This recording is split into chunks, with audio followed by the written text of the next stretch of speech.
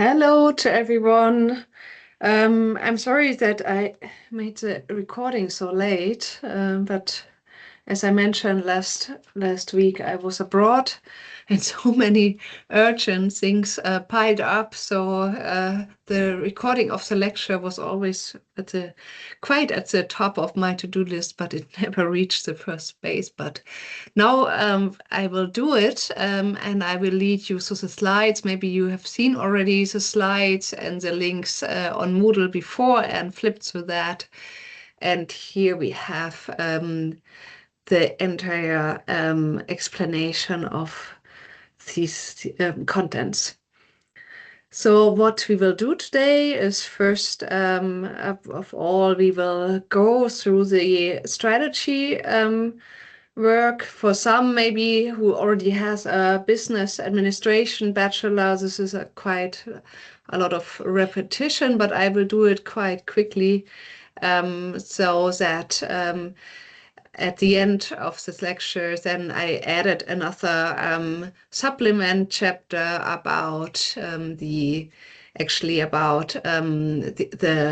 work we will do in the projects. So we will talk a little bit about sustainable chemistry at the end. So it's not only about strategy, but also a bit of background so that we build a bit of competence in the area of chemistry that we need then for the project work. All right, so let's get started. So first it's about the strategic intent. And if we look at that, then we have all these words. It's about the purpose, vision, mission, objectives, and values. And the question is, why do we need such a strategic intent at all?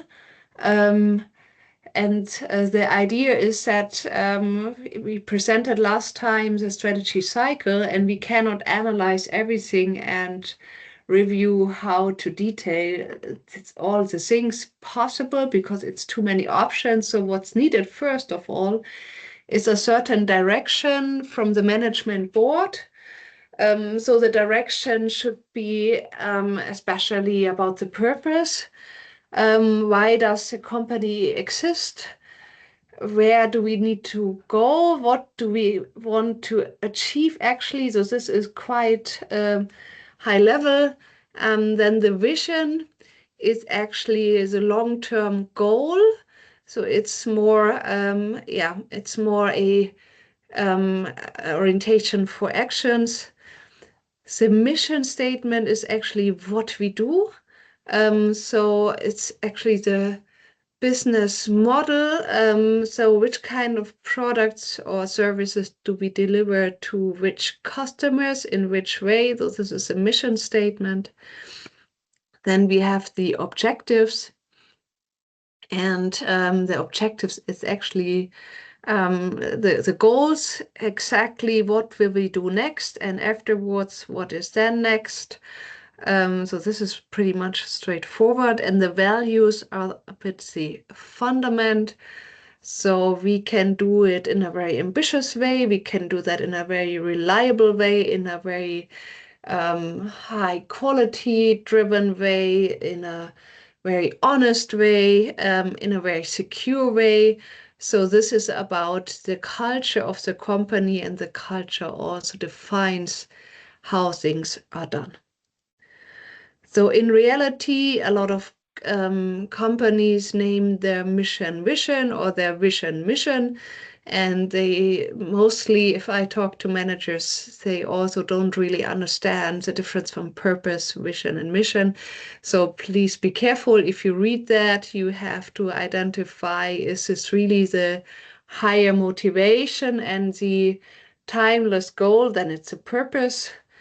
If that has a time horizon of 5 to 10 years, it's more the vision. And if it's really the what, it's the mission.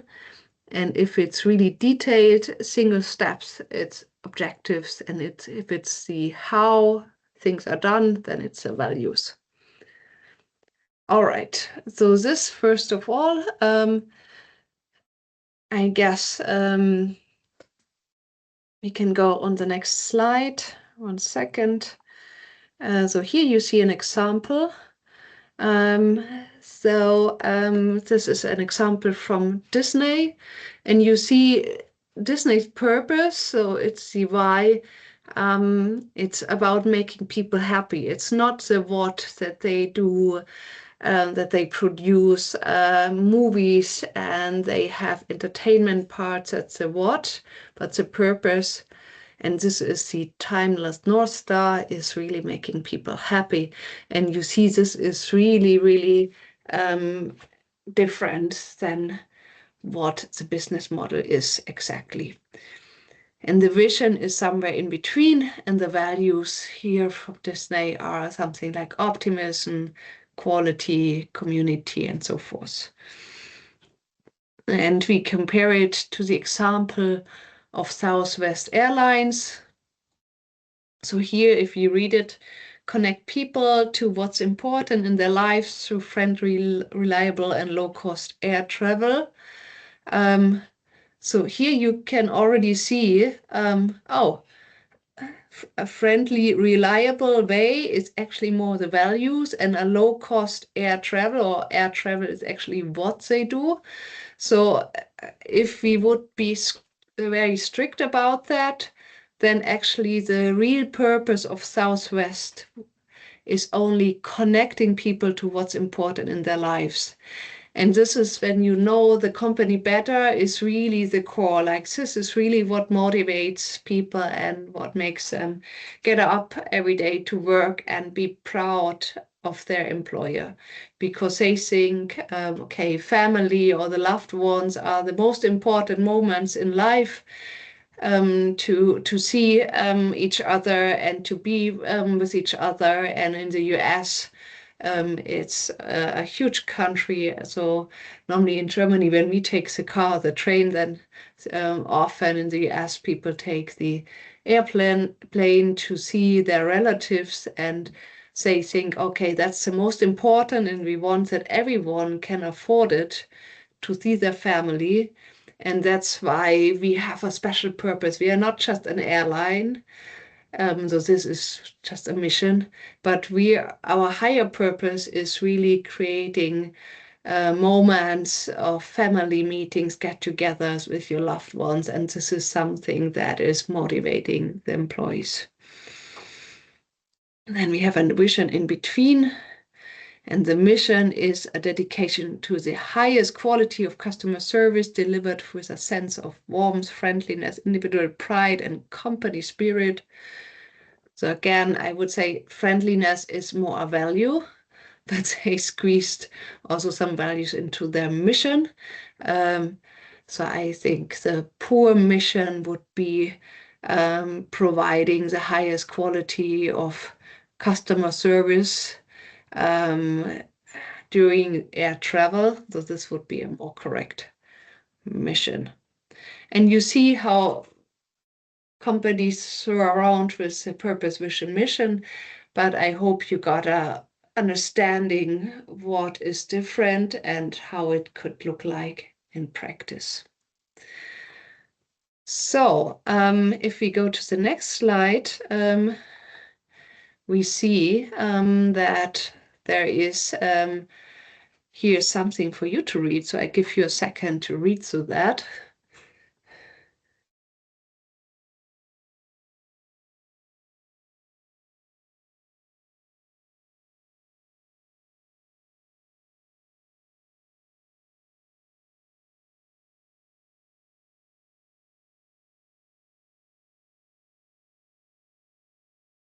So hopefully maybe some of you found it funny, but actually that's also having some truth in it. So the truth is really that if you look through these strategic intents with this vision and mission, it's sometimes like from all the industry, it sounds the same. It's really abstract. People don't really get what they mean.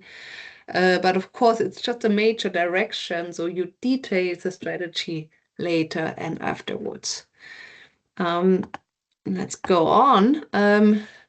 Here's a really nice chart that I got once from my colleague. So how they display the strategy is in this picture, that you have the purpose, that's a timeless North Star, then a vision where you want to go, and a mission, what you do, and the strategy is actually telling you, okay, how do I need to do it in order to arrive and succeed at my vision, in order to succeed in the market. And as mentioned also in the last lecture, it's really about choosing what not to do in order to be sure what you do. And this is really important. Also, I put a quote of the purpose. So I guess purpose 10 to 20 years ago, no one talked about it. And it became more and more yeah, adopted over time. And today, I think we have some purpose bluffers. So everyone likes to have a purpose. So the marketing department puts a purpose onto that company and writes a nice sentence. But people in the company, they will tell you, I don't feel that purpose. So that's why these companies are described as bluffers. But if you have a real authentic purpose and people really feel it, they arrive every day at work differently. So they are motivated, they are happy and proud that they actually work at that company because it's also their purpose in life. It gives them a kind of sense for work, a sense for life. And they are proud to work there because this is what they want to achieve in their life. So this is really important. So around that's a study. It's already a few years old, but I guess today it will not be very different. And it's quite interesting. So around 80% of business leaders said it's central to success. And it's intuitively that purpose is central to success because it motivates the people, and motivated people deliver more and think more and innovate more. And that's why it doesn't surprise you.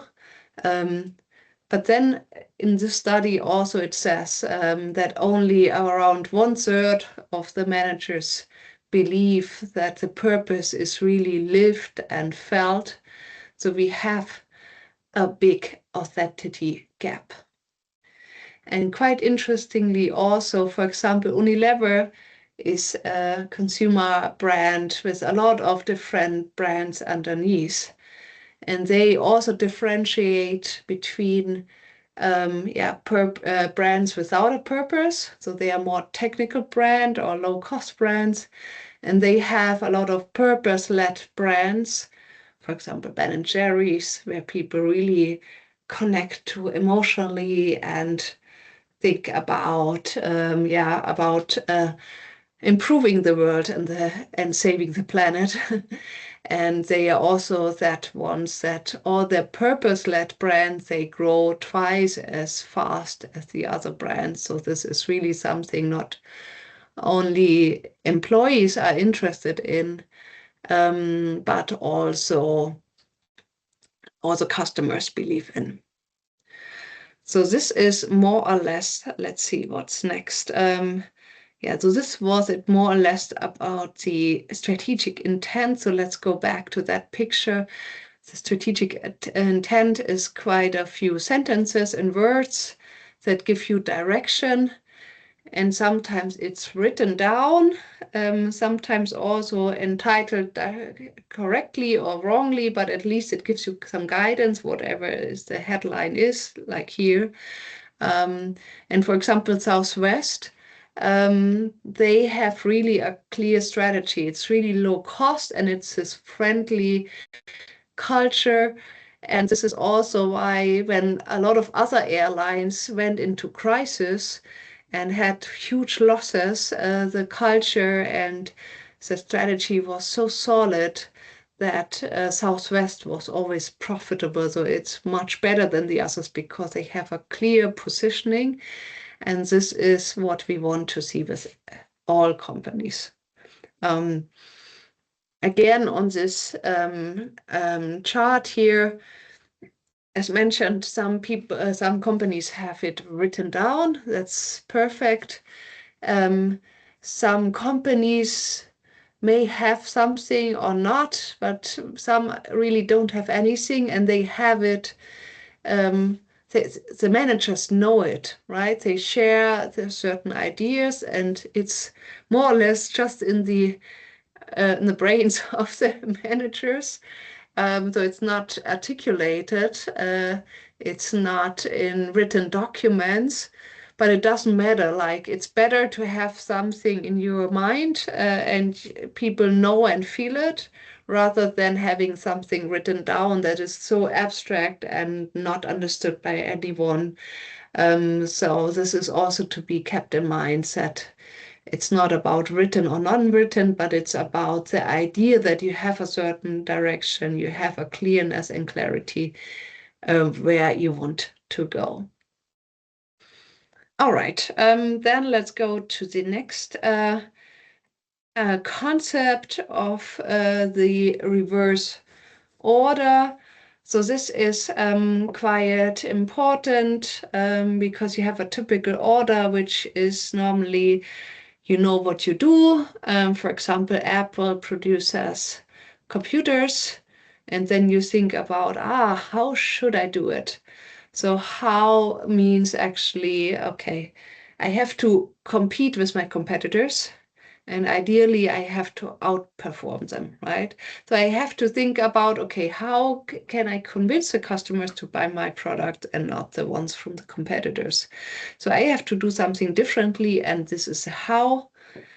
And then there's a why, and they think, the marketing or the HR department heard about our purpose is motivating, so they write a purpose on top of that. So this is how it's very often done. The problem is a bit about that, that if you do it like this, then this is not really successful. So Simon Sinek, you're seeing him here on the top. So he had a really, really famous a speech about this golden circle. That's how it's called. And he said, okay, if you define your strategy, you don't need to do this strategic intent pyramid with purpose, vision, mission, and so forth. You just have to define these three circles. So it's a different alternative way. And these three circles, you start not with the outer ring, not with the outer circle of what. You start always with the why. So this is a reverse order where he says, this is how you will succeed. So the why, you first think, why does this company exist? And just once you define that and you know why you exist, then you can derive from that how you want to do things. And then at the last step, so thirdly, accidentally you say, okay, I'm a computer company, or I'm a technical electrical company, however. So this is just a byproduct. So Apple, for example, would never say, okay, we produce smartphones because their purpose is at the core. So producing smartphones or computers is just a what that accidentally happens. It's just a consequence of your inner motivation, which is a why. So now a question to you. What do you think is the purpose of Apple? So everyone can think quickly 1 second, and then I will start a movie that may explain to you the why. And while watching the movie, you can also write down what you think is the why, the purpose of Apple.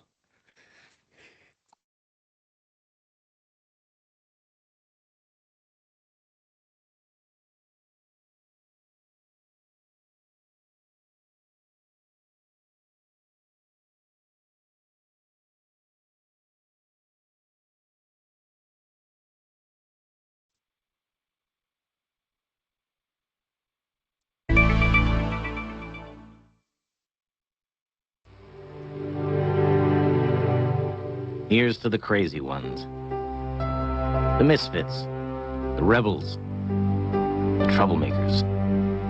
The round pegs in the square holes. The ones who see things differently.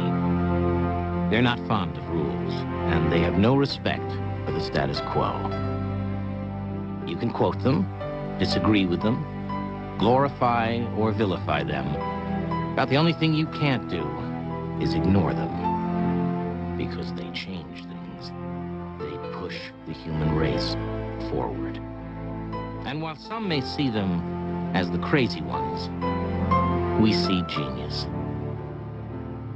Because the people who are crazy enough to think they can change the world are the ones who do.